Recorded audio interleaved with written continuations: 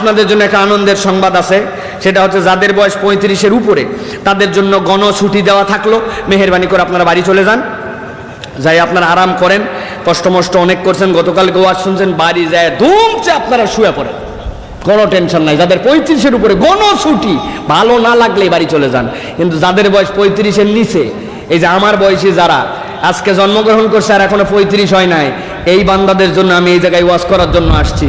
আমি যতক্ষণ থাকবো, ওয়াজ ভালো লাগুক খারাপ লাগুক, মন টানুক না টানুক, অন্যদিকে যেখানে যেতে মন চাক না চাক, আমি যতক্ষণ আপনারে থাকা লাগবে ততক্ষণ। রাজি আছেন তো? দেখি কারা কারা রাজি নাই, হাত তুলে দেখান। রাজি আছেন আপনারা? এবার যারা যারা রাজি আছেন হাত দুইটা টান টান করে তোলেন, শক্ত করে হাত তোলেন। শক্ত করে তুলছেন? থামেন থামেন, শক্ত করে হাত তুলছেন? আমার যুবকেরা, মুরব্বীরা যদি না পারে হাত তোলার দরকার নাই, আর যদি জান্নাতীদের সাথে একটু হাত তুলতে চান তো তুলতে পারেন। শক্ত করা লাগবে ভাই। কি হলো, হাতটা টান করেন না, মজবুত করে টান করেন। এবার একটু কোমরটা টান দেন, বুকটা টান দেন, বুক টান দেন। হাত টান দিচ্ছেন কেন? বুক বুক দিচ্ছেন সবাই। হাতটা একটু নড়াচড়া করেন, নড়াচড়া করছেন। এবার হাত দুটো একটু বন্ধ করেন, খোলেন, বুঝছেন? টান করে শক্ত করে ধরেন। এবার আমরা আল্লাহর নামে একটা তাকবীর দিব, যেই তাকবীরের ধ্বনিটা কখনো এরকম আল্লাহকে খুশি করার জন্য দেন নাই। এরকম একটা তাকবীর যারা দিতে রাজি আছেন তারা একটু গলাটা খাকার দেন। এতগুলা লোকের গলা খাকার হয়েছে, জোরে গলা খাকার দেন, বুঝছেন তো? এবার বুক বরাবর হাতটা নামান, এই বরাবর, হাত মাটি বরাবর যাবে না, বুক বরাবর থাকবে। এরকম টান টান করে বুক মরদের মতো ধরেন, ধরছেন? আমি যখন বলবো লিল্লাহে তাকবীর, তখন সবাই উপর দিকে হাত তুলে আল্লাহু আকবার বলবেন। পারবেন না ইনশাআল্লাহ? দেখেন ওই যুবকেরা হাসাহাসি করতেছে, ওরা চিন্তা করছে যে অনেক দিন পর একটা সুযোগ পাওয়া গেছে। প্রাইমারি স্কুলে যখন আমরা যাইতাম, যাওয়ার পরে পিটি প্যারেডের আগে আরামে দাঁড়াও, সোজা হও, 1 নম্বর পিটির জন্য রেডি, এক বলার সাথে সামনে, ও সেইগুলা বন্ধু বান্ধব আমাদের লাইনে সোজা থাকতো, কত যে ঘাও দিছি রে বা। আপনারা দেন নাই না? সবাই কাম আমরা করছি, এই জন্য সামনের বন্ধু আগেই বরাবর ফাঁকা করে নিত।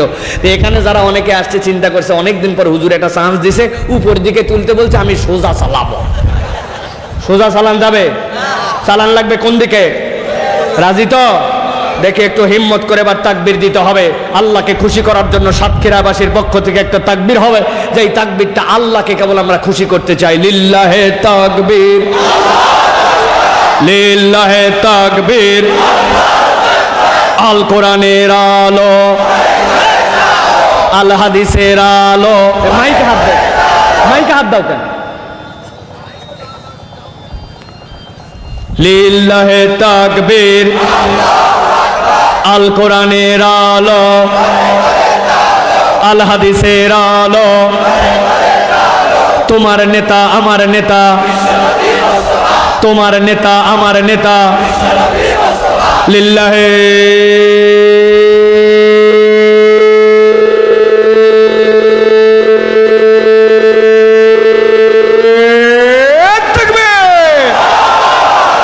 আলহামদুলিল্লাহ। হাত নামান। আপাতত শয়তান একদম বড় ঘেরের মধ্যে গেছে, ঠিক না ভাই? এই আশপাশে থাকার আর কোনো সুযোগ নাই। আল্লাহ রাব্বুল আমিন আমাদেরকে কবুল করুক, বলেন আল্লাহুম্মা আমিন।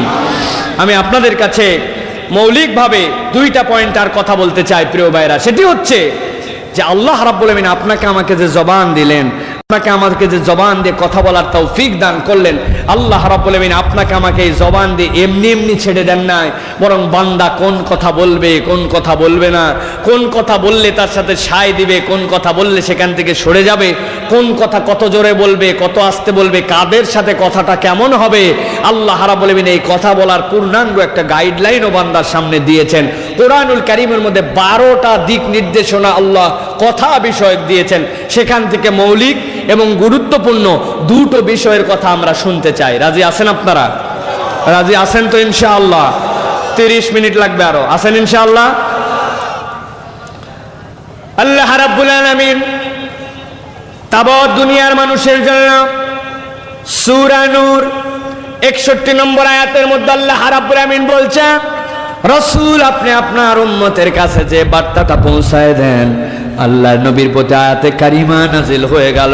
فإذا دخلتم بيوتا فسلموا على أنفسكم تحية من عند الله আমার আল্লাহ রাব্বুল আলামিন বললেন দুনিয়ার মানুষ ভালো করে গভীর মনোযোগে বুঝে নাও তোমার রাসূল তোমাদেরকে যে নির্দেশনা দিচ্ছেন এটা অন্তরের মধ্যে ধারণ করে নাও আল্লাহ বললেন দুনিয়ার মানুষকে রাসূল আপনি জানাই দেন আপনার উম্মত যখন স্বীয় গৃহে প্রত্যাবর্তন করবে নিজের গৃহে যখন ফেরত আসবে নিজের বাড়িতে যখন কোথাও থেকে আবার পুনর্বার যখন নিজের বাড়িতে আসবে যেই আল্লাহ তারে জবান দিয়েছেন ওই আল্লাহ জবানের হক আদায় করার জন্য তাকে দায়িত্ব দিচ্ছেন স্বগৃহে প্রত্যাবর্তন করার পরে কলিং বেল চাপার আগে সিটকানি ঝোকানোর আগে কারণ নাম ধরে ডাকার আগে আপনার উম্মতের জন্য এইটা দায়িত্ব সে যেন নিজের বাড়িতে যে আগে সালাম দেয় সালাম না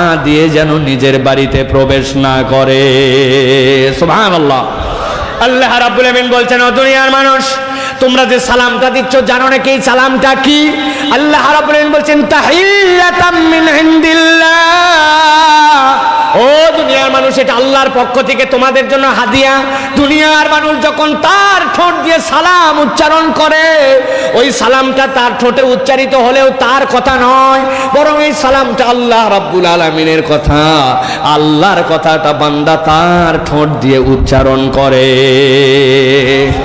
আল্লাহ রাব্বুল আলামিন কোরআনুল কারীমের মধ্যে বলেছেন আলোচনার শুরুর দিকে আপনাদেরকে বলেছিলাম যেই বান্দাদেরকে আল্লাহ রাব্বুল আলামিন ডান হাতে আমলনামা দিয়ে দিবেন ফাআম্মা মান উতিয়া কিতাবাহু বিয়ামিনি যেই ডান হাতে আমলনামা পেয়ে যাবে ওই বান্দারা খুশিতে আত্মহারা হয়ে যাবে আত্মহারা হওয়ার পরে আল্লাহ বলছেন ওয়ায়ানকালিবু ইলা আহলিহি মাসরুরা ওই বান্দাগুলা আল্লাহর বান্দারা আনন্দে খুশি হয়ে এমন উদ্বেলিত হবে নিজের পরিবারের দিকে তারা আমলনামা নিয়ে দৌড় লাগাবে দেখ দেখ দেখ আমার আল্লাহ আমার সাথে কি ব্যবহার করেছেন আমার জন্য কি আমলনামা দিয়েছেন ওই বান্দারা দৌড় দিয়ে দিয়ে নিজের ফ্যামিলির দিকে যাবে আপনাদের এলাকায় গরু যখন বিয়ায় গরুর যখন বাচ্চা হয় 3 দিন 4 দিন যেই না বাচ্চার বয়স হয়ে যায় মনে হয় দুনিয়াটাই কি না কি সে পেয়ে গেছে লাফাতে শুরু করে এমন লাফানো লাফায় বিছনার উপরে উঠে যায় খড়ের পালার মধ্যে ঢুকে যায় দৌড়াইতে দৌড়াইতে ছোট বাচ্চা কাচ্চা থাকলে অনেক সময় ঢিসায়া তারে দূর করে দেয় গরুর বাছর 3 দিন 4 দিন 5 দিন পরে এরকম দৌড়াদৌড়ি দেখছেন নাকি আপনারা আমার আল্লাহ বলছেন ওয়ায়ানকালিবু ইলা আহলিহি মাসরুরা যেই মানুষগুলা আমলনামা ডান হাতে পেয়ে যাবে সাথে সাথে ওই মানুষগুলা নিজের পরিবারের দিকে দৌড় লাগাবে আল্লাহ ফেরেশতাদেরকে বলবেন ও ফেরেশতারা ওই বান্দাগুলাকে আমার কাছে নিয়ে আয় আমার কাছে নিয়ে আয় কই যায় ওরা পরে আনন্দ করবে আগে আমার কাছে আন আল্লাহর সামনে যেই নয় বান্দাগুলাকে হাজির করে দেওয়া হবে আল্লাহ বলবেন এবার আমার পক্ষ থেকে আগে তাদেরকে একটা স্বাগত দিয়ে দাও আমার পক্ষ থেকে তাদেরকে আগে ওয়েলকাম দিয়ে দাও আল্লাহ রাব্বুল আমিন ফেরেশতাদেরকে বলতে বলবেন ফেরেশতারা সাথে সাথে তাদের জন্য বলতে শুরু করবেন সালামুন কওলাম মির রাব্বির রহিম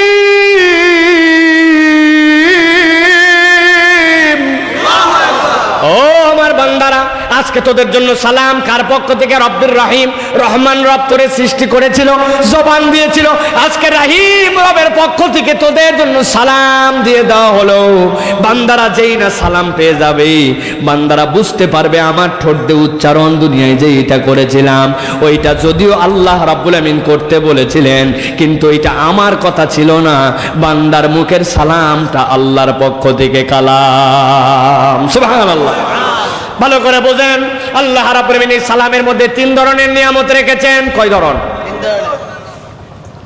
যারা মুফাসসির তারা বলছেন দুনিয়ার কোনো মানুষ যদি তার পরিবারকে সুখী পরিবার বানাতে চায় পরিবারটা যেন তার সুখী সমৃদ্ধ হয় তাহলে ওই পরিবারের মধ্যে 3টা গুণ লাগবে কয়টা জোরে বলেন কয়টা সাতক্ষীরার জন্য অবশ্য 3টা না সাতক্ষীরার জন্য সূত্র ভিন্ন সাতক্ষীরার জন্য সূত্র হচ্ছে বিয়ে করার পরে সুখী পরিবার যদি বানাতে চান 2টি সন্তানই যথেষ্ট না হলে একটা আর না যদি হয় তাহলে আরো ভালো ঠিক না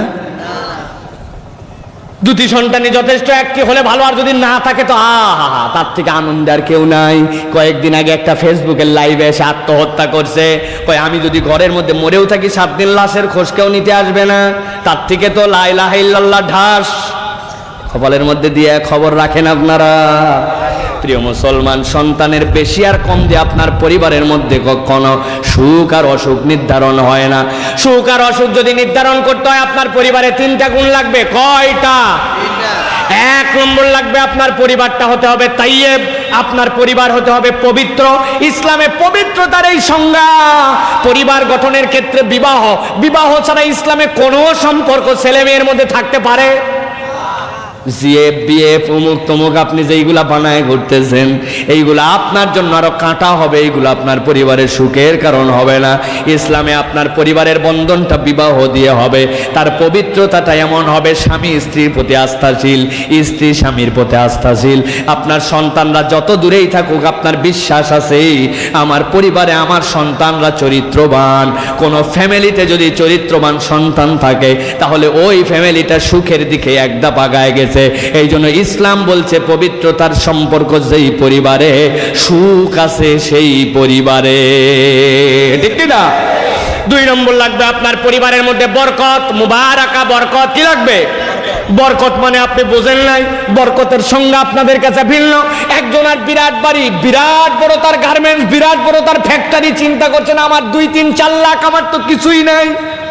আপনি অনেক সময় ভুলের মধ্যে আছেন। ওই বড় কোম্পানি বড় ফ্যাক্টরির সামনে যাবেন, দরজার পাশে একটা কালো সাইনবোর্ড দেওয়া আছে, বাউন্ডারি ওয়াল রং করার সময় অনেক সময় সাইনবোর্ডটার উপর দিয়ে চুন লেগে গেছে জন্য বোঝা যায় না। আস্তে করে গামছা দিয়ে যদি মোছেন, মুছার পরে দেখবেন ওইটার মধ্যে লেখা এই গার্মেন্টস, এই ফ্যাক্টরি এবং তার সমুদয় সম্পত্তি অমুক ব্যাংকের কাছে দায়বদ্ধ। 6 মাস যদি সে ঋণ শোধ করতে না পারে, কিস্তির টাকা টানতে না পারে, তাহলে ঢোল পিটাইয়া নিলাম তুলে ওরে হাতে হারিকেন ধরায় বিদায় করে দিবে। আসলে দেখা যায় অনেক বড়, আসলে আর কিছুই না।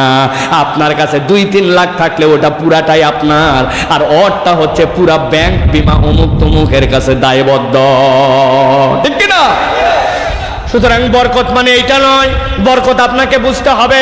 আপনার এলাকায় এরকম মানুষ আছে, বিশাল বাড়ি, লক্ষ টাকা দামের খাট, বিশাল বড় তার ম্যাট্রেস, ওইটার মধ্যে ঘুমায়, রাত 3টা বাজে 2টা ঘুমের ওষুধ, ঘুম নাই।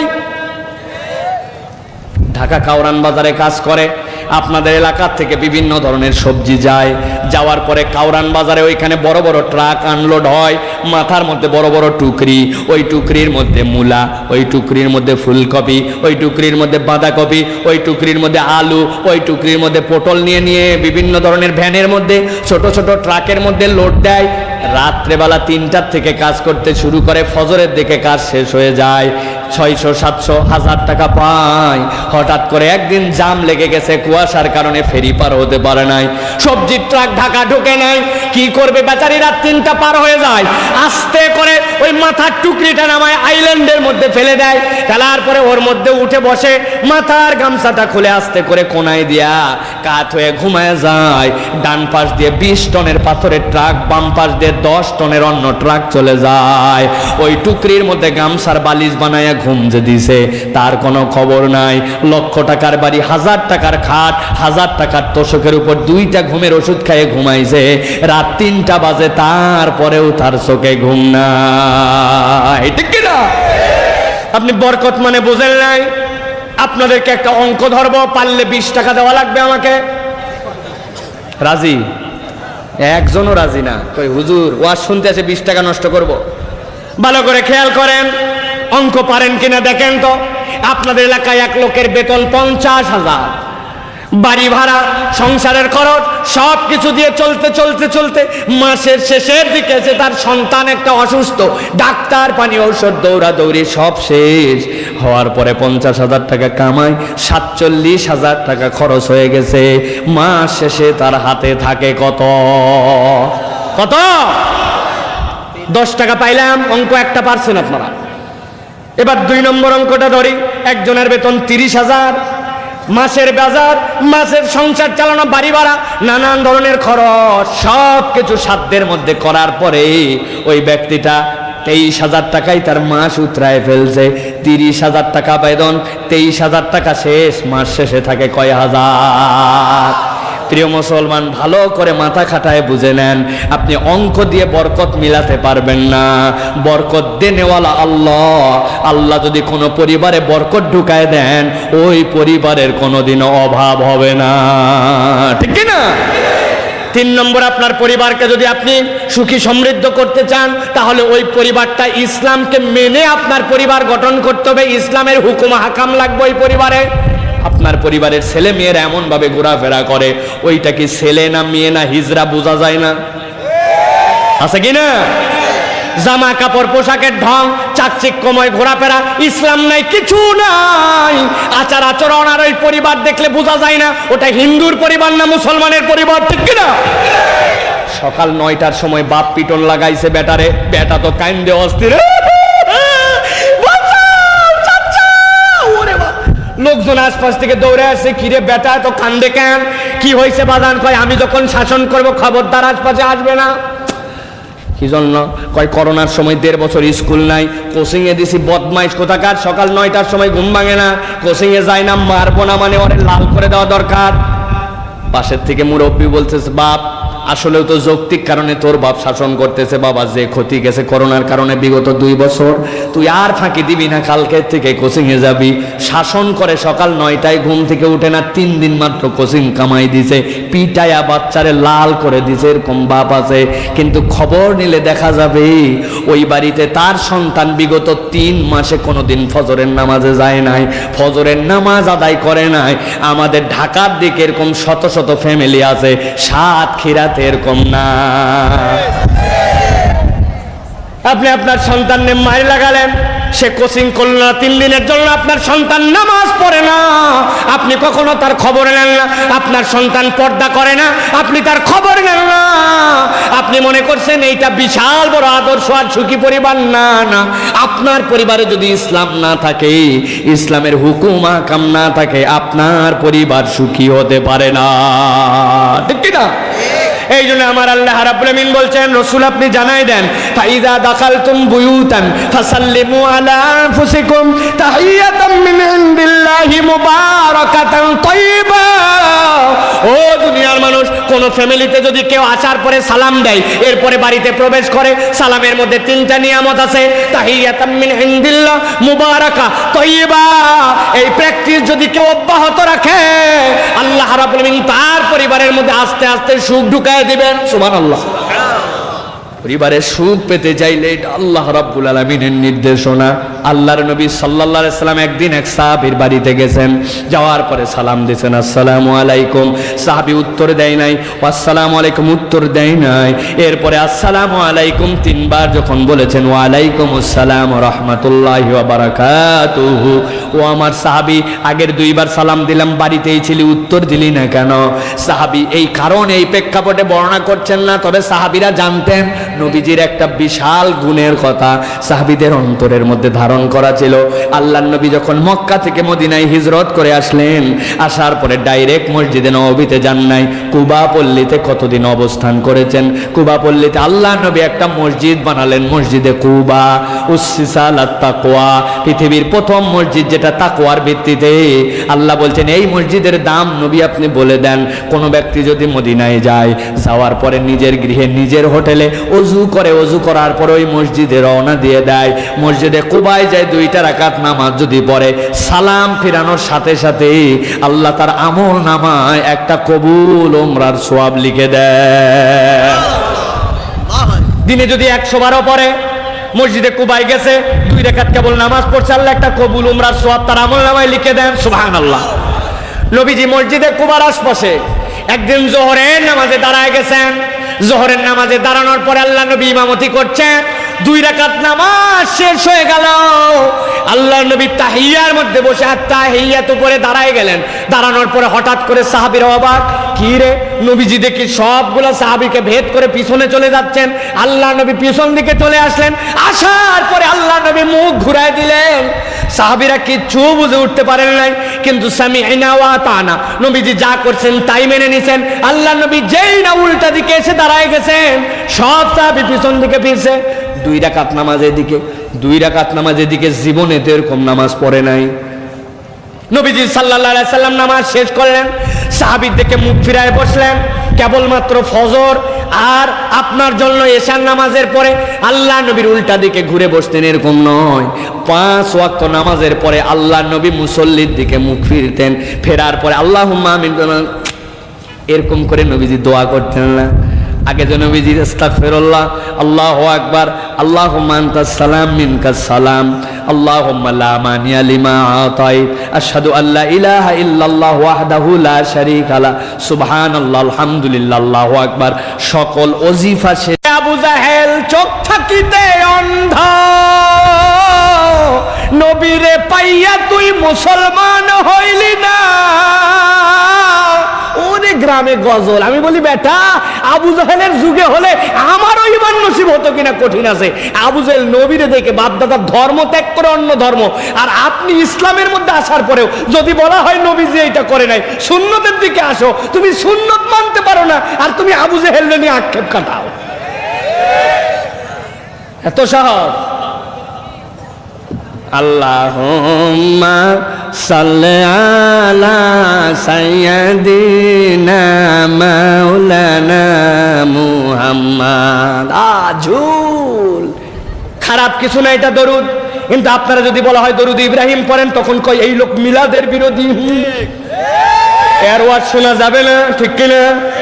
আমরা বুঝি ভাই। নবীজি সাল্লাল্লাহু আলাইহি সাল্লাম 2 রাকাত নামাজ পড়ে উল্টা দিক ঘুরে বসলেন। ভালো করে খেয়াল করেন। সাহাবীরা অবাক হয়ে আছেন, ইয়া রাসূলুল্লাহ, হাবিবাল্লাহ। বলো, আমার সাহাবীরা, আমি জানি তোমরা অবাক হয়েছো 2 রাকাত এইদিকে আর 2 রাকাত এদিকে, তোমাদেরকে বলি নাই কোনোদিন। কিন্তু শোনো, ইসলামের প্রথম কিবলার নাম হচ্ছে ওই বাইতুল মুকাদ্দাস। ওই মক্কাতে থাকতেও মুসলমানদের জন্য কিবলা ছিল বাইতুল মুকাদ্দাস। কিন্তু আমি কাবাকে ভালোবাসি, কাবা আমার প্রাণের টান, কাবা আমার জন্য বড় বেশি অনুপ্রেরণা, কাবা আল্লাহর নবীর জন্য অনুপ্রেরণা। এটার একটা কারণ আছে। আল্লাহ কোরআনে সূরা বাকারা 19 নম্বর পৃষ্ঠার মধ্যে আল্লাহ একটা টাচ দিয়েছেন। হযরত ইব্রাহিম আলাইহিস সালাম যখন কাবা নির্মাণ শেষ করলেন, ইব্রাহিম আলাইহিস সালাম আল্লাহর কাছে কি বলে দোয়া করলেন? ওয়া ইয ইয়ারফাউ ইব্রাহিমুল কায়দা মিনাল বাইতি ওয়া ইসমাঈল।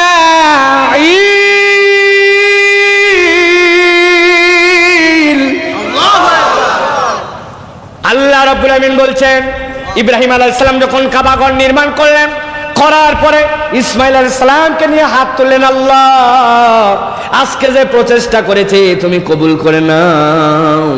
আরে আমার ছোট্ট ইসমাইলের জন্য দোয়া করলাম, রব্বানা ওয়াবআস ফীহিম রাসূলাম মিনহুম ইয়াতলু আলাইহিম আয়াতিকা ওয়া ইউযাক্কিহিম ওয়া ইউআল্লিমুহুমুল কিতাবা ওয়াল হিকমা ওয়া আরিনা মানাসিকানা ওয়া তুব আলাইনা। আয় আল্লাহ, এই ইব্রাহিমের নসলে তুমি এমন পয়গম্বর দাও, যেই পয়গম্বর দুনিয়ায় যাওয়ার পরে আল্লাহর তেলাওয়াত কালাম করে শোনাবে, মানুষকে তাজকিয়ায়ে নফস করবে, মানুষকে হিকমা শেখাবে, মানুষকে জ্ঞান শেখাবে। আল্লাহ এই রকম পয়গম্বর তুমি দান করো। আপনার আমার নবী মুহাম্মদ সাল্লাল্লাহু আলাইহি সাল্লাম বলছেন, ও দুনিয়ার মানুষ, জানো নাকি আমার পিতা ইব্রাহিম আলাইহিস সালাম যে দোয়া করেছিলেন খানায় কাবায় দাঁড়ায়া, আমি মুহাম্মদ সাল্লাল্লাহু আলাইহি সাল্লাম ওই ইব্রাহিম আলাইহিস সালামের দোয়ার ফসল। সুবহানাল্লাহ। আল্লাহ নবী সাল্লাল্লাহু আলাইহি সাল্লাম বললেন, কিবলা তো আমার বাইতুল মুকাদ্দাস, কিন্তু খানায় কাবা যেহেতু চারিদিকেই নামাজ পড়া যায়, খানায় কাবা যেহেতু আছে কিবলা নয়, কিন্তু আমি বাইতুল মুকাদ্দাসকে টার্গেট করে ভিন্নভাবে নামাজ আদায় করি। এটা বাইতুল মুকাদ্দাস, খানায় কাবা এই জায়গায় নবীজি এই পাশে দাঁড়াইছেন, সামনে খানায় কাবাও হয়েছে, বাইতুল মুকাদ্দাস হয়েছে, কিবলা নয় খানায় কাবা, কিন্তু সামনে রাখা যায়। কিন্তু যেই না মদিনায় আসলেন আল্লাহর নবী, একদিকে খানায় কাবা আর একদিকে বাইতুল মুকাদ্দাস, আল্লাহর নবী তো আর এই জায়গাতে এই পদ্ধতিতে সালাত আদায় করতে পারেন না। আল্লাহর নবী কোনোদিন হাত তুলে দোয়া করেন নাই, কোনোদিন সাহাবীদেরকে নিয়ে সাথে তুলে দোয়া করেন নাই, আল্লাহ খানায় কাবাকে কিবলা বানায় দাও। নবীজি কখনোই দোয়া করেন না। কিন্তু অন্তরের মধ্যে তার একটু তামান্না ছিল। ওই দিন জোহরের নামাজে আল্লাহর নবী দাঁড়াইছেন, মাথাটা 2-1 একটু আসমানের দিকে তুলেছেন। আল্লাহ 2 রাকাত নামাজের মধ্যে জিবরাইল আমিনকে পাঠাইছেন। আল্লাহর নবীর প্রতি ওহী চলে আসছে, কদ নারা তাকাল্লুবা ওয়াজহিকা ফিস সামা।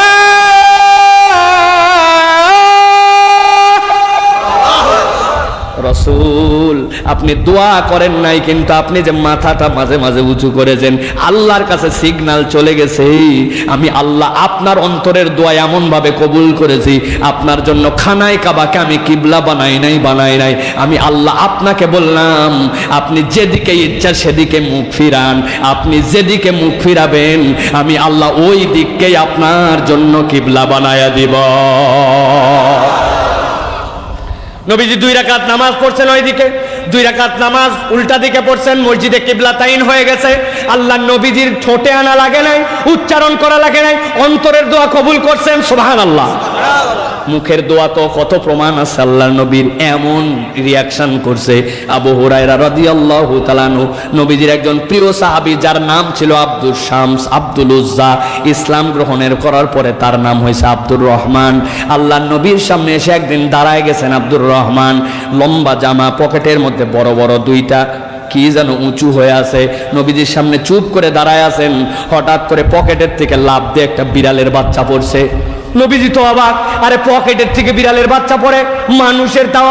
আবু হুরায়রা বলে আল্লাহর নবী ডাক দিয়েছেন, ইয়া আবা হুরায়রা, ও বিড়াল ছানার বাপ, ছোট বিড়ালের বাপ, হিররাতুন হুরায়রাতুন, এটা তাসগীরের সিগা, ছোট্ট একটু বিড়ালের বাপ, নাম তার আব্দুর রহমান। কেউ আর চিনে না তাকে। 5374 খানা হাদিস রিওয়ায়াত করেছেন। দুনিয়ার মানুষ তারে চিনে বিড়ালের বাপ। আবু হুরায়রা আল্লাহর নবীর কাছে আসছেন, ইয়া রাসূলুল্লাহ, আমার আম্মা আমাকে মেরেছে, মারার কারণে পিঠের অবস্থা এরকম, আমার মা কি না শাসন করে আমাকে। নবীজি বললেন, ও আবু হুরায়রা, তুমি তোমার মায়ের নামে বিচার নিয়ে আসো, যাও। মায়ের নামে কোনো বিচার নাই। মা ইহুদি হোক, নাসারা হোক, মুশরিক হোক, সন্তানকে শাসন করছে, কোনো বিচার নেই, যাও। কিসের মায়ের নামে বিচার? একটু ঠান্ডা মাথায় যুবক ভালো করে বুঝো। নবীজির সাহাবী মার নামে বিচার নিয়ে আসছেন মুশরিকা, মনে করছেন নবীজির কাছে অভিযোগ দিতে আসছেন মায়ের বিপক্ষে। আল্লাহ নবী তার অভিযোগটা গ্রহণ করেন নাই। আর তুমি আমি মায়ের সাথে এমন হাঁকার দিয়ে কথা বলি, এমন দুর্ব্যবহার করি, চুলের কাট একটু উল্টা পাল্টা, বাবা, গায়ের জামা একটু ফ্যাশনেবল, প্যান্টের ছাঁট এরকম, হাতে আছে স্মার্টফোন, বাবা, সন্ধ্যার পরে মা বলছে বাপ বাড়িতে রাখা, কখন আসতে হবে আমার জানা আছে, খবরদার কল দিবে না, বেশি কল দিলে বাড়িতেই আসবো না। আছে কিনা এরকম দুর্ব্যবহারকারী সন্তান? আছে কিনা?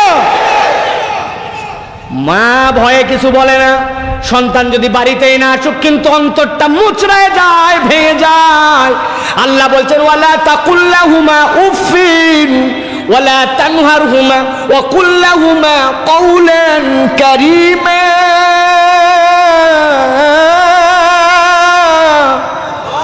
আমি আল্লাহ তোমার জন্য বললাম, ঠোঁট দিয়ে উফ শব্দ বলবি না, হাঁকার দিবি না, কিছুই বলি না, চুপ করে থাকি, বাপ মায়ের সামনে কথাই বলি না। আল্লাহ বলে মুখ খোল, কথা বলবি না, মানে ওয়া কুল্লাহুমা কওলান কারীমা, চুপ করেও থাকতে পারবি না, কথা বলতে হবে ভদ্রভাবে। দুনিয়ায় কোনো সন্তান যদি হাঁকার দিয়ে পিতামাতার সাথে কথা বলে, বেয়াদবি করে কথা বলে, আপনি যত ফুটানিওয়ালা হন, যত ট্যালেন্ট হন, আর যত স্মার্ট ভাবেন, আপনি লিখে নেন খাতা কলম থাকলে, আমি বলে গেলাম এটা আল্লাহর কথার তাফসীর। আপনার দুনিয়াতে অকল্যাণ আছে, দুনিয়াতে আপনার জন্য অসুখ আছে, দুনিয়াতে আপনার জন্য সুখ নাই, সুখ নাই, পরকালে যাওয়ার পরে হিসাব বরাবর করে জান্নাতে যাওয়া লাগবে। যত মাতব্বর হন আপনি, যত ট্যালেন্ট, আপনি যত আপডেট, আপনি যা হন না কেন, পিতা মাতার সাথে যদি আপনি খারাপ আচরণ করেন, আপনার বাপ মা হয়তো কিছু বলে না, অন্তরে কষ্ট পাইছে, এই কষ্ট দুনিয়াতে আল্লাহ আপনাকে ভোগ করাবেই করাবে। চ্যালেঞ্জ এটা। আপনি বইয়ের দ্বারা কষ্ট পাবেন, আপনি সন্তানের দ্বারা কষ্ট পাবেন, লোকের দ্বারা অপমানিত হবেন, দুনিয়া আপনার লাঞ্ছনা আছে, কবরে যায় শাস্তি হবে, কিয়ামতের দিনে বিচার হবে। ঈমান থাকলে জান্নাতে যাবেন, তবে সব হিসাব বরাবর করা লাগবে, ঠিক কিনা? আবু হুরায়রা কোনো বিচার নাই, বলে ইয়া রাসূলুল্লাহ, আমি তো আমার মায়ের নামে কোনো বিচার নিয়ে আসি নাই। কেন আসছো? বলে ইয়া রাসূলুল্লাহ, আমার মায়ের জন্য একটু দোয়া করে দেন, হেদায়েতের জন্য। আল্লাহ নবী দোয়া করলেন, আল্লাহ আবু হুরায়রার মাকে তুমি হেদায়েত দিয়ে দাও। আল্লাহ নবী সাহাবী এক দৌড় দিয়ে বাড়িতে দরজার কাছে পৌঁছায় গেছেন, ইয়া উম্মি, বলে তুমি একটু দাঁড়াও, একটু অপেক্ষা করো। আবু হুরায়রা বলছেন, বাবারে, যাওয়ার সময় যে পিটন লাগায় দিল, এখন দেখি ভাষা অন্যরকম, নরম নরম, খানিকক্ষণ পরে দরজা খুলছে, মায়ের চুলের মাথা দিয়ে টপ টপ করে পানি পরে গোসল করে আসছে। বলে আবু হুরায়রা, তোরে মারার কারণ কি ছিল বাপরে? তুই না আমারে বলছিলি এমন ইলার উপাসনা করো যে ইলার নাকের মধ্যে মাছি পড়লে নিজেই তাড়াতে পারে না, সে আবার তোমার ইলা হয় কেমন করে? তোরে এই কথা বলার কারণে মায়ের লাগাইছি, কিন্তু তুই চলে যাওয়ার পরে চিন্তা করলাম কথা তো ঠিক, যারে আমি ইলা ডাকতেছি, যারে আমি মাহবুদ বলতেছি, যারে আমি ভগবান দেবী বলতেছি, ওর নিজের গায়ের মধ্যে যদি কুত্তাও মুতে দেয় ওরা ঠেলতেও পারে না, যে ঠেলতে পারে না সে আবার কেমন করে আমার ইলা হয়? আমি বুঝে ফেলছি মুহাম্মাদুর রাসূলুল্লাহ যেই দিন নিয়ে আসছেন ওটাই সঠিক। চল চল আমাকে নিয়ে চল, আমি নবীজির দরবারে যে ঈমান এনে ফেলবো। আবু হুরায়রা বলছেন, দুনিয়ার মানুষ সাক্ষী থেকে যাও, আমি আল্লাহর নবীর দরবারে যে বলছি নবীজি আমার মায়ের জন্য দোয়া করেন। দৌড়াই আসছি আমার বাড়িতে, আল্লাহর কসম করে বলি আল্লাহর নবীর দোয়া আমার বাড়ির দরজায় আসার আগে আরশে আজিমে পৌঁছায় গেছে। নবীজি ঠোঁট দিয়ে দোয়া করলেও কবুল, নবীজি সাল্লাম অন্তর দিয়ে বললেও কবুল। সাহাবী বলছেন, ইয়া রাসূলুল্লাহ, প্রথম সালাম উত্তর যদি দিয়ে দেই দ্বিতীয় সালাম পাবো না, দ্বিতীয় সালাম তৃতীয় সালাম পাবো না, আপনার মকবুল দোয়াটা আমার বাড়ির জন্য দরকার ইয়া রাসূলুল্লাহ। এই জন্য একবার দুইবার অপেক্ষা করে 3 নম্বর বার পর্যন্ত আপনার মুখের দোয়া নিয়ে তারপরে আমি সালামের উত্তর দিয়েছি। আল্লাহ কোরআনুল কারীমের মধ্যে বলছেন, কাযালিকা ইউবাইয়িনুল্লাহু লাকুমুল আয়াতি লাআল্লাকুম তাকিলুন। এভাবেই আল্লাহ রাব্বুল আলামিন তোমাদের জন্য তার আয়াতগুলা বলে দেন, যেই আয়াতগুলার দ্বারা আল্লাহ রাব্বুল আলামিন আকলওয়ালাদের জন্য চোখগুলাকে খুলে দেন। ঠিক কি না? হে ইমানদার বান্দা খোদার একটি ব্যবসা শিখে নাও।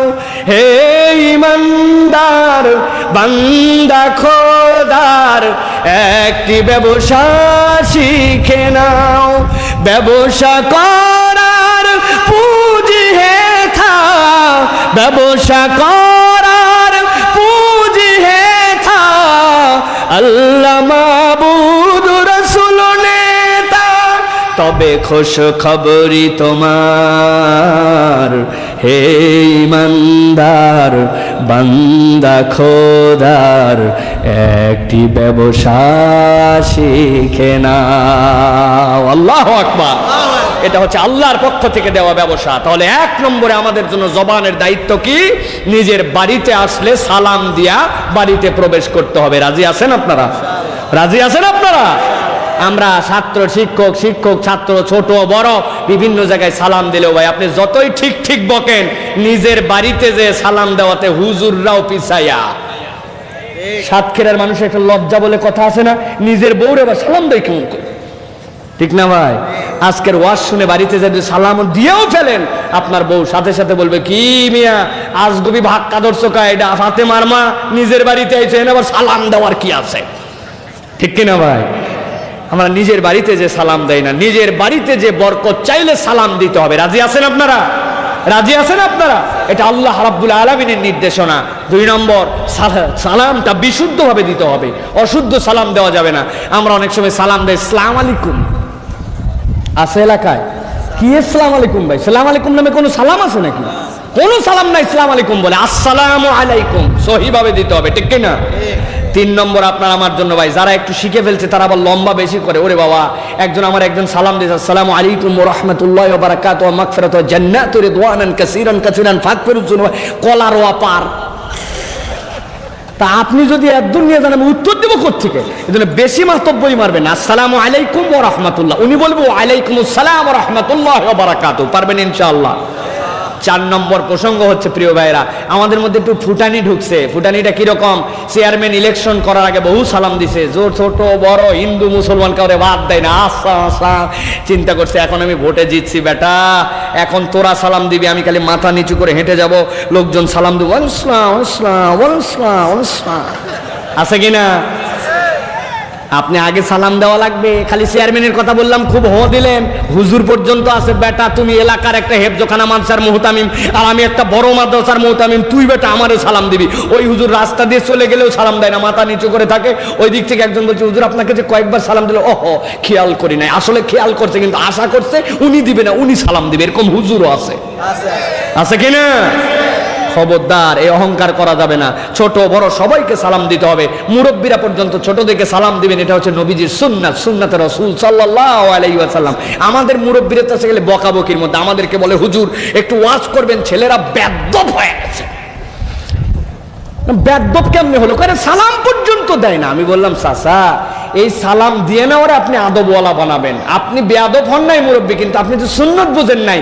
নবীজি তো ছোটদেরকেও আগে সালাম দিয়ে দিতেন, সুবহানাল্লাহ, ঠিক কি না? তা আপনি খালি বেয়াদব বেয়াদব বলেন কেন? কতগুলো মুরব্বী তো আমাদের এলাকার মসজিদে আছে, ওরে বাবা রে বাবা, শেষ বয়সে এসে এমন পিক আপ হাই করছে, উনি সবসময় 99 থাকে, খালি ঠোকা লাগলেই 100 আছে না? মসজিদে যাওয়ার পর হয়তো কোনো বাচ্চা একটু জোরে কথা বলছে, একটু কাইন্দে দিছে, পিছনের কাতারে একটু হাসছে। নামাজের মধ্যে ও বাবা, মুরব্বী শেষ বৈঠকে আত্তাহিয়াতু লিল্লাহি ওয়া সালাতু তাআলা, খালি নামাজটা শেষ হোক, আল্লাহুম্মা সাল্লি আলা মুহাম্মদ। হুজুর আজকে এত লম্বা পড়তেছে কেন? নামাজ শেষ হোক, দেখাচ্ছি বেটা তারা। এরপরে আল্লাহুম্মা ইন্নী যালামতু নাফসি যুলমান, আসসালামু আলাইকুম ওয়া রাহমাতুল্লাহ, আসসালামু আলাইকুম ওয়া রাহমাতুল্লাহ। তোর বাপকে এমন ঝাড়া ঝাড়ছে, ওর বাপও নামাজ বাদ দিছে, ও বাদ দিছে। আছে কিনা? কথা বলেন, আছে কিনা? আপনি করতে এত পিক আপ নেন মুরব্বী, এত পিক আপ কেন আপনার? আপনি কি নবীজির উপরে পিক আপ নেওয়া ভাব হয়েছে নাকি আপনি? নবীজি সাল্লাল্লাহু আলাইহি ওয়াসাল্লাম বাচ্চাদেরকে আদর করতেন, কোলে করে নবীজির নাতি নিয়ে নামাজ পড়ছেন, সিজদায় দেওয়ার সময় রেখে দিয়েছেন, আবার উঠছেন। একদিন সিজদার থেকে উঠেনি না নবীজি। সাহাবীরা বাঁকা হয়ে দেখছে, কি রে নবীজি উঠে না কেন? ও নবীজির একটা নাতি কাঁধের উপরে বসে আল্লাহর দুই দিকে পা নামায়, নবীজির কান ধরে, এই জায়গায় নবীজি তো লম্বা চুল, চুল ধরে ঘোড়া চালাচ্ছে, ঠিক ঠিক ঠিক ঠিক ঠিক ঠিক। কি রে? নবীজি নামাজ শেষ করলেন, করার পরে ও আমার সাহাবীরা, আমরা তো বড় বড় ঘোড়ায় চাপি, ও ছোট মানুষও তো ঘোড়ায় উঠতে পারে না। আজকে দেখছে তার নানা গেছে সিজদায়, চিন্তা করছে এটা ছোট ঘোড়া। আমি চিন্তা করলাম তাড়াতাড়ি করে যদি সিজদার থেকে উঠে যায়, ও তো পুরাপুরি মজা পাবে না, এই জন্য একটু দীর্ঘ সিজদা করছি। সাহাবায়ে কেরাম আনন্দে উদ্বেলিত হলেন, বাচ্চাদেরকে এরকম ভালোবাসেন, সুবহানাল্লাহ। এই ছিলেন নবীজি, আর আপনি মারেন পিকআপ। কি ব্যাপার? আমি তো বলছি জান্নাতে আমরা সবাই যদি আল্লাহ নিয়ে যাই, যাবো, বলেন আল্লাহুম্মা আমিন। যারা যাবেন তারা বলেন আল্লাহুম্মা আমিন। আল্লাহ জান্নাতে যাওয়ার পর যা চাবেন তাই দেখাবেন। আমি বলবো, আল্লাহ যেই মুরব্বী 5 বছরের বাচ্চাকে পিক আপ মারছিল, আল্লাহ ওই মুরব্বীর যখন 5 বছর বয়স ছিল, আসরের নামাজের সময় উনি কি করতেছিল আল্লাহ দেখতে চাই। আল্লাহ ভিডিও চালু করবে, আমরা দেখবো, দেখি মুরব্বী আসরের নামাজ হচ্ছে, সবাই দাঁড়ায় গেছে, উনি একটা টায়ার পাইছে, টায়ার দিয়ে লাঠি দিয়ে ঠেলে বেড়াচ্ছে, টায়ার খেলে বেড়াচ্ছে, আছে কিনা? শেষ বয়সে কয়েকদিন আগে এসে দাড়ি ছেড়ে দিয়ে লম্বা দাড়ি জুব্বা ধরে, ওরে পিকআপ। এত পিকআপ নেবেন না, খবরদার। বাচ্চাদেরকে আদর করেন, পকেটের মধ্যে চকলেট রাখেন। বাবা তুই আসরে আসছিস, মাগরিবে আসবি, ধর 2টা চকলেট, 10 টাকা আলাদা করে রাখেন ওর জন্য। টানা 5 দিন নামাজ পড়তে দেখছেন, যা তোরা প্রত্যেক দিন চকলেট 10 টাকা দিলাম, যা মন চাই তাই কিনে খাস। ওরে টাকা দিয়ে ঘুষ দিয়ে নামাজ পড়াচ্ছেন না, নামাজের অভ্যস্ততা বানাচ্ছেন। ও যতদিন নামাজ পড়বে, আপনি মরে যাওয়ার পরে ততদিন সওয়াব পাবেন। ব্যবসা শিখে নেন। আর যুবক যারা আছো ভাই, প্রিয় ভাইরা, তোমরাও আদবওয়ালা হও। আগে মানুষ মুরব্বীদেরকে সম্মান দিত, এখন আমাদের তরুণরা এত বেয়াদব হয়েছে, মুরব্বীদেরকে কোনো সালাম কালাম তো দূরের কথা, কোনো গুনার মধ্যেই ধরে না। আগে সিগারেট অনেকেই খাইতো, মুরব্বীদেরকে দেখলে কোথায় লুকাবে, কেমনে বাঁচবে, এই চিন্তায় থাকতো। আর এখন মুরব্বী ওভার লুক করতে করতে পাগল, না দেখার ভান করে চলে যাচ্ছে, ওর মুখের মধ্যে প্রয়োজনে ফু দিয়া ধোঁয়া মারবে, এইরকম বেয়াদব কতগুলা যুবক হয়েছে, ঠিক না? আল্লাহ রাসূল সাল্লাল্লাহু আলাইহি সাল্লাম বলছেন, যে আমাদের ছোটদেরকে স্নেহ করে না, বড়দেরকে সম্মান করে না, সে ফালাইসা মিন্না, সে আমার উম্মতই নয়। নবীর উম্মত না হলে বাঁচার উপায় আছে? মুরব্বীদেরকে সম্মান করবেন তো? জোরে বলেন, করবেন তো?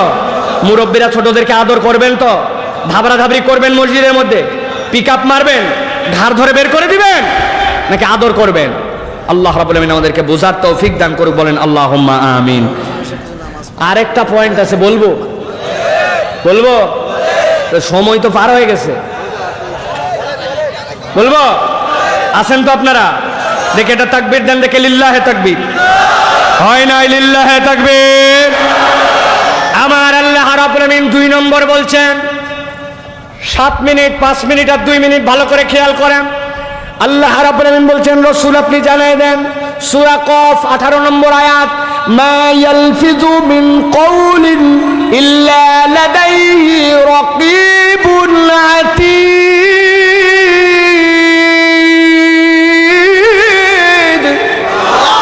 আমার আল্লাহ রাব্বুল আলামিন বলছেন, ও দুনিয়ার মানুষ ভালো করে মনে রাখো, তোমার মুখ দিয়ে যা কিছু উচ্চারিত হয়, যা কিছু তুমি বলো, মা ইয়ালফিযু মিন কওলিন ইল্লা লাদাইহি রাকীবুন আতীদ, আমার আল্লাহ সব কিছুর সংরক্ষক। তোমার মুখ দিয়ে যে কথা বের হয় সব কথার হিসাব রাখেন কে? আপনার আমার মুখ দিয়ে আমরা যা ইচ্ছা তাই বলে বসি, ইচ্ছা মতো মুখ দিয়ে কথার ব্যবহার করি, ইচ্ছা মতো মুখ দিয়ে কথা বললে বিপদ আছে কিনা?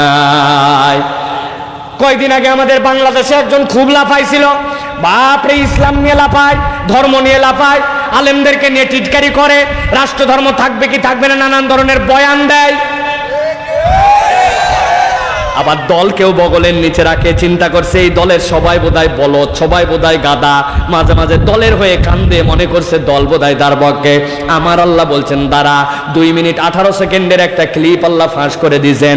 এইগুলা একটা ঘটনার সাথেও সম্পর্ক নাই। বিগত 2 বছর আগে কোন নায়িকার সাথে কি যেন একটা বাজে কথা বলছিল, আমার আল্লাহ বলছেন সেইটা যখন ফাঁস হয়ে গেল, আল্লাহ এমন অপদস্থ করলেন, প্রথমে দল তারে লাথি দিয়ে নামাইছে, এরপরে তার পদের থেকে নামাইছে, এরপরে নিজের দেশ থেকে বাড়ায় এই দেশ ওই দেশ গেছে, লাত্তি খাইয়া ফুটবলের মতো আবার নিজের দেশে আসছে, আসার পরে দেশে আসে না তার গ্রামে আসে জানা যায় না। কিছুদিন পর ওর বাড়ির বউ যখন থানায় যায় জিডি করছে, এইটা ঘরের মধ্যে স্ত্রীর সাথে অত্যাচার করে, তখন বোঝা গেছে ওই মাল ঘরেই আছে। চেহারাটা কি চকচক করতেছে আপনাদের সামনে? সাতক্ষীরার লোকে কি নাম বলা লাগছে ভাই? চিনতে কি বাকি আছে?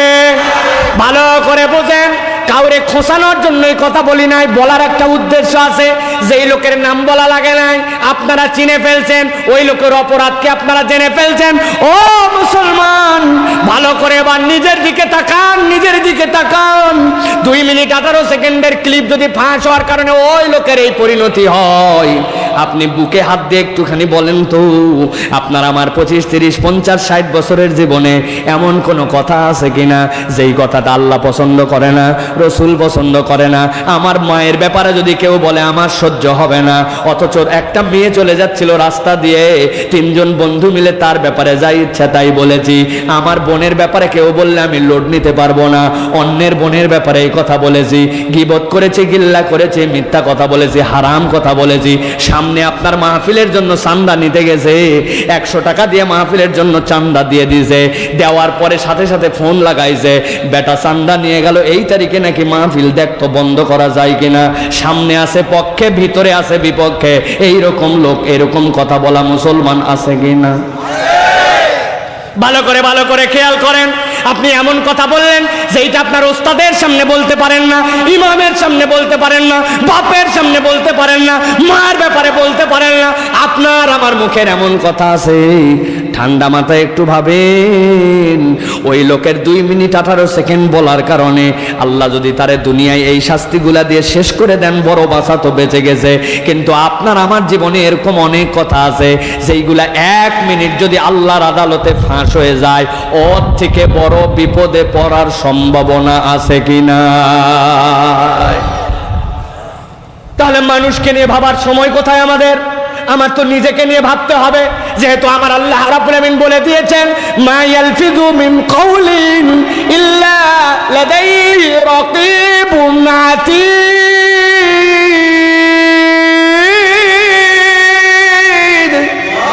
ও দুনিয়ার মানুষ, তুমি যা বলো সব কিছুর হিসাব রাখে আল্লাহ। এই জন্য প্রত্যেক মুসলমানকে আজকে একটা বিষয় জেনে যেতে হবে, মুখের মৌলিক অপরাধ 3টা। কয়টা? কারা কারা বলেন নাই? আরেকবার বলেন, মুখের মৌলিক অপরাধ কয়টা? কয়টা? 1 নম্বর অপরাধ হচ্ছে মুখের মধ্যে থেকে মিথ্যা কথা বলা। কি বলা? মিথ্যা যদি বলেন আপনার 2টা অপরাধ হয়ে যায়, 2টা আপনার নেগেটিভ সাইন যুক্ত হয়। একটা হচ্ছে মিথ্যা বললে উযুনুব, আপনার মুখ দিয়ে বাকি সব পাপ করা সহজ হয়ে যায়। মিথ্যা বললে ওই মিথ্যাকে ঢাকার জন্য আর অনেকগুলা মিথ্যা বলা লাগে। মিথ্যা বলার রোগ আমাদের আছে কিনা? আপনার কাছে একজন 2000 টাকা পাবে, বাড়ির সামনে এসে বলছে, ও আব্দুল জব্বার ভাই আসেন নাকি বাড়িতে? বেচারি তো ভিতরে আছে, কিন্তু চিন্তা করছে টাকা তো নাই, দিব কেমনে? বেটারে বলছে যা, যায় বলছে আব্বা বাড়িতে নাই। বেটা বলদের বলদ যায় বলছে চাচা, আব্বা বললো আব্বা বাড়িতে নাই। এখন যদি বলে আব্বা বললো আব্বা বাড়িতে নাই, এখন আপনার বিপদ বেশি না কম? ঝামেলা বাড়বে না কমবে? আপনার তখন বিপদ আর বিপদ। আপনার মনে হবে কেন এই জায়গায় আসলাম, না আসাই তো ভালো ছিল। পাকিস্তানের প্রেসিডেন্ট গেছে পাবনা মেন্টাল পরিদর্শনে, আইয়ুব খান। যাওয়ার পরে পাবনা মেন্টাল দেখতেছে, হঠাৎ করে এক পাগল ওয়ার্ডের ভিতর থেকে বাড়ায় বলছে, হু আর ইউ? তুমি কে? পাকিস্তানের প্রেসিডেন্ট বলছে, I am the president of Pakistan. বলছে, ও তাই নাকি? আমি কিছুদিন আগে পুরা পৃথিবীর প্রেসিডেন্ট ছিলাম, 7 দিন থাকো, মাথা এমনি ঠিক হয়ে যাবে। আইয়ুব খান চিন্তা করছে, আর ইজ্জত নিয়ে এখানে থাকা যাবে না, তাড়াতাড়ি চলো, পাগল দেখা লাগবে না। ও চিন্তা করছে আমিও পাগলর মতো, ঠিক কিনা? প্রিয় মুসলমান, এই জন্য আপনি যদি মিথ্যা কথা বলেন, আপনার উম্মুজ্জুনুব সকল পাপ আপনার শুরু হয়ে যাবে। আর 2 নম্বর মুখের অপরাধ আপনার জন্য, মিথ্যা কথা যদি বলেন, আপনার মুখ দিয়ে একটা দুর্গন্ধ বের হবে, যেই দুর্গন্ধ বের হওয়ার কারণে আপনার দোয়া আল্লাহর কাছে কবুল হবে না। মুখ দিয়ে যদি মিথ্যা কথা বলেন, দুর্গন্ধ যে বের হয়, প্রমাণ আছে। কি প্রমাণ? সাতক্ষীরার লোক আন্দাজে উল্টাপাল্টা বলেন না, আমাদের কাছে ম্যাজিক টুথ পাউডার আছে, আমরা এটা দিয়ে দাঁত মাজি, আমরা চিৎকার করে বলি ভাড়া হয়েছে 30। তাই না? মুখ দিয়ে যে মিথ্যা কথা বললে দুর্গন্ধ বের হয়, একটা প্রমাণ দিব। প্রমাণ দিব? নিবেন প্রমাণ? যদি ওয়াদা করতে পারেন এরপরে মিথ্যা ছেড়ে দেওয়ার শপথ নেবেন, তাহলে বলবো। মুন্সি মোহাম্মদ মেহেরুল্লাহ, এই যে যশোরে বাড়ি, আমি যার উপরে এমফিল করেছি, আমার এমফিলের সাবজেক্ট ছিল উনি, comparative religion. Munshi Mohammad Meherullah, analytical study. এই উপমহাদেশের শ্রেষ্ঠ একজন তুলনামূলক ধর্মতাত্ত্বিক বিতার্কিক। জাকির নায়েক যেরকম এখন বিতর্ক করে খ্রিস্টানদেরকে, হিন্দুদেরকে, কেউ টিকতে পারে না। এই ভারতে উপমহাদেশের 2 জন ব্যক্তি, একজন হচ্ছেন উনি, তার মধ্যে একটা হচ্ছেন মুন্সি মোহাম্মদ মেহেরুল্লাহ। জাকির নায়েকের দাদার জন্মের আগে উনি বাংলাদেশে যশোরে জন্মগ্রহণ করেছেন।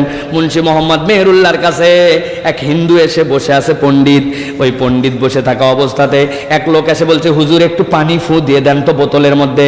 হুজুর, এই রুগীটা নিয়ে আমি গিয়েছিলাম সেই যশোরে, রুগী নিয়ে গেছি ফরিদপুর মেডিকেলে, খুলনা মেডিকেল ফেল, অসুখ ভালো হয় না, একটু মেহেরবানি করে পানিতে ফু দেন। মুন্সি মোহাম্মদ মেহেরুল্লাহ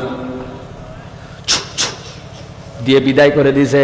ওই পণ্ডিত বলতেছে, হুজুর উত্তর দেন তো, কি উল্টা পাল্টা লাগাইছেন, সব হাসপাতাল ফেল, আর আপনি ছু ছু মেরে দিলেন, এতে কি কাজ হয়? ঠিকঠাক মতো এটা প্রমাণ দেওয়া লাগবে যে ছু ছু বললে কাজ হয়, কি পরে কি। মুন্সি মোহাম্মদ মেহেরুল্লাহ বলছে, আজকে তো প্রমাণ দিতে পারবো না, কালকে প্রমাণ দিব তো সত্যি সত্যি ছুর পাওয়ার আছে। কোন জায়গায়? কয় আগামীকালকে যশোরে আমার বড় একটা মাহফিল আছে, ওই মাহফিলে আপনি আসবেন, আসার পরে স্টেজের পাশে বসবেন, এক পাশে উঠার পরে শত শত মানুষের সামনে আপনাকে প্রমাণ দিব। হিন্দু বেটা চিন্তা করছে, বলদের বলদ, আজকেই তুই তো প্রমাণ দিতে পারবি না, দিয়ে দিলে তুই আর আমি পারি আর না পারি হতো, কালকে সকলের সামনে প্রমাণ দিবে, হারবি তো হারবি, এরকম অপমান হওয়ার দরকার আছে নাকি? খুশি, নতুন নতুন জামা কাপড় পরে স্টেজে উঠে ডান পাশে বসে আছে। মুন্সি মোহাম্মদ মেহেরুল্লাহ স্টেজে যেই না উঠছে, উঠার পরে দেখছে দূরের থেকে তাকায়া ওই পণ্ডিত ওখানে বসে আছে। উনি দূরে 10 হাত দূরের থেকে উঠেই বলছে, এই লোক এখানে কেন? এই লোক এখানে কেন? মনে হচ্ছে খরমটা করলে ঠাস ঠাস 2টাই লোকের গালে লাগায় দেয়। সব লোকের সামনে যখন এই কথা বলছে, ওই লোক তো অপমানে শেষ। বলছে, মুন্সি সাহেব উল্টা পাল্টা বলবেন না, গতকালকে একটা প্রশ্নের উত্তর দেওয়া কথা আপনি বলছেন স্টেজে আসার জন্য, আজকে আসে আপনি আমাকে অপমান করছেন। থরথর করে কাঁপতেছে অপমানে, কপাল ঘেমে গেছে, ফর্সা মানুষ, গালগুলা লাল, কানগুলা লিচুর মতো হয়ে গেছে। মুন্সি সাহেব বলছে, থামেন, এই হাজারান মজলিস, বলেন তো আমি কত দূর থেকে? বলে 10 হাত 12 হাত দূরে। বলেন তো আমি ওরে কি খরম দিয়ে মারছি নাকি? বলেন না। ওর গায়ে আঘাত করছি না, ওর গায়ের কাছে গেছি না, ওর গালে থাপ্পড় দিছি না। বলে, ও পণ্ডিত মশাই, 10 হাত দূরের থেকে আপনারে খালি বলছি ঠাস ঠাস 2টা গালে লাগাই দিলে হয়, এটাতেই অ্যাকশন এমন হয়েছে, অপমানে আপনি কাঁপতেছেন, কপাল ঘেমে গেছে, ফর্সা মানুষের গাল লাল হয়ে গেছে। আমার কাছে যাওয়া লাগেনি, কথা দিয়ে যদি অ্যাকশন আপনার শরীরে হয়, তাহলে আমার আল্লাহর কালাম পরে পানিতে ফু দিলে বলেন তো ওই কালামের তাসির আছে কিনা? কালামের তাসির যেরকম থাকে, আপনাকে বিশ্বাস করতে হবে। আপনি মিথ্যা কথা বললে আপনার মুখ দিয়ে সাথে সাথে দুর্গন্ধ বের হয়। আমার নবী বলছেন ওই দুর্গন্ধে ফেরেশতা তোমার কাছ থেকে দূরে সরে যায়। তুমি আল্লাহর কাছে দোয়া করো, তোমার দোয়া কবুল হয় না। এই যুবক এদিকে আসো, মোবাইলটা তোমাকে দিব, 300 টাকার মতো আছে, 78% চার্জ আছে, একটা ভালো সিম আছে যেটার 4G নেটওয়ার্ক আছে, কল করো। অনেকেই বলবে হুজুর ভাব নিয়েন না বেশি, আপনার এইটা যে লক করা, ফেস আইডি খোলা, ফোল্ডার লক করা, নানান কিছু দিয়ে আটকায় কল করতে দেওয়া লাগে, তাহলে আমার ওইগুলো খুলে দিয়ে দেন, দেখেন কেমনে কল করা লাগে, ঠিক কিনা? মোবাইলে চার্জ আছে, মোবাইলে সিম আছে, মোবাইলে ব্যালেন্স আছে, কিন্তু পাসওয়ার্ড না খোলার কারণে আপনি মোবাইলে কথা বলতে পারেন না। আপনার দোয়া আল্লাহ যেটা শিখাইছেন রব্বানা আতিনা, ঠিক আছে, আপনি দোয়া যেমনি করা লাগে তেমনিও করেন।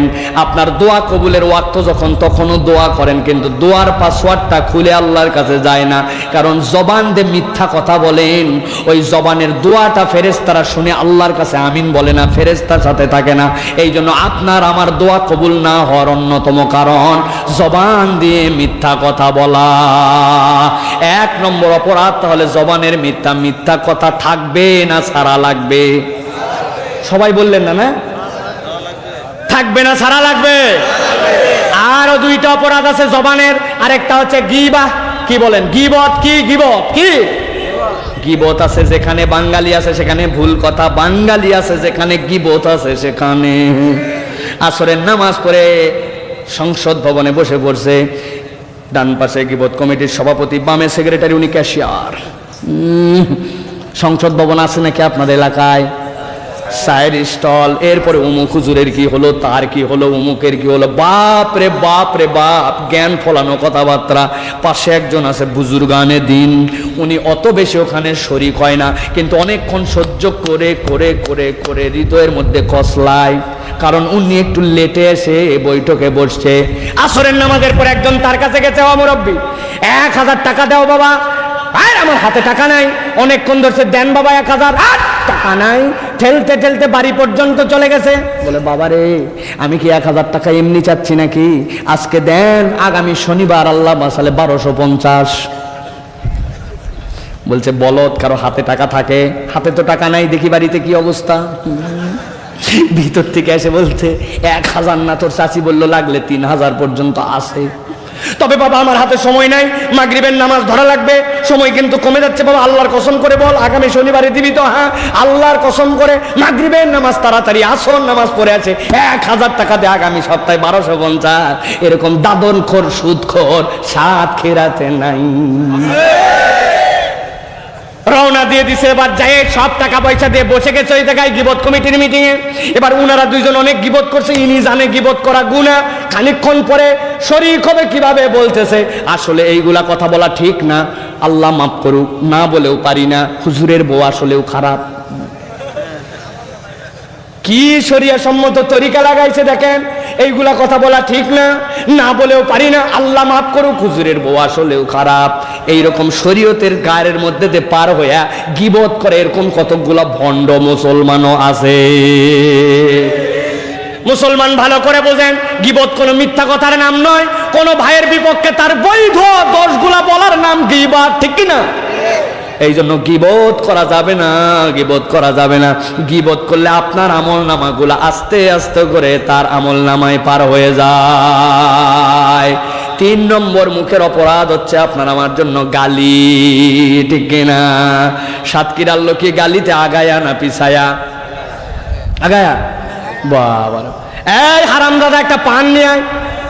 হারাম দাদা বললেন যে আরে ওর বাপের ঠিক নাই, কেমনে বলবেন? হ্যাঁ আমার একটা নাতি, তো নাতি হারাম দাদা বললেন, কয় আদর করে। বাপ, নাতিরে আদর করে হারাম দাদা বলে। বন্ধুরে ফোন দিছে, এই শালার বেটা কই আছে? সাইফুল্লাহ ভাই ওয়াজে উঠে গেছে, এখনো আসলি না। উনি ওয়াজে ডাকতেছে, শালার বেটা বলে আছে কিনা? আপনার আমার মুখ এত খারাপ হয়ে গেছে, এইগুলা তো তাও মানা যায়। ওই স্ত্রী যারা বিয়ে করে নিয়ে আসছেন যে আপনার সন্তানের মা, উনার সাথে একটুখানি মন ধরাধরি হলে সাতক্ষীরার লোক তারে গালি দেয় ময়াকার গয়ে দীর্ঘই। উচ্চারণ করে দেওয়া লাগবে, বানান করা লাগবে না? আপনি কত বড় হতভাগা, আপনি তারে প্রস্টিটিউট বলতেছেন, আপনি তারে বেশ্যা বলতেছেন প্রকারান্তরে, অথচ সে আপনার স্ত্রী। আপনার এই জবানের হিসাব আল্লাহর কাছে দেওয়া লাগবে। এই জন্য আপনি সাবধান সাবধান, জবান থাকবে, মিথ্যা থাকবে না, গীবত থাকবে না, গালি থাকবে না। আমাদের ঢাকার দিকে তো এখন কৌতুকের মতো হয়ে গেছে, কোলে করে বাচ্চা নিয়ে এসে হুজুরের কাছে বলছে, হুজুর হালার পোলার লাইগে দোয়া করবেন। হুজুর বলছে এটা হালার বেটা, আপনার আবার কি কয়? না হুজুর ভুলে কয়ে হালাইছি, এটা আমারই পোলা, কথা শুনবার চাই না, হালার পোলার লাইগে দোয়া করবেন। মুখ আমাদের এমন খারাপ হয়েছে, এই জন্য আল্লাহ বলছেন মা ইয়ালফিযু মিন কাউলিন ইল্লা লাদাইহি রাকীবুন আতীদ।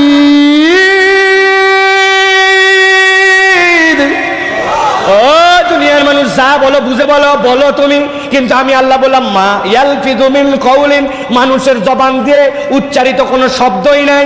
শব্দ তো আছে, আল্লাহ বলছেন ইল্লা দিয়ে ইস্তেসনা আছে কি, লাদাইহি রাকীবুন আতীদ, তোমার রব অতি তৎপরতার সাথে যেইটা সংরক্ষণ করতে পারেন ওই পর্যন্তই তুমি কথা বলতে পারো।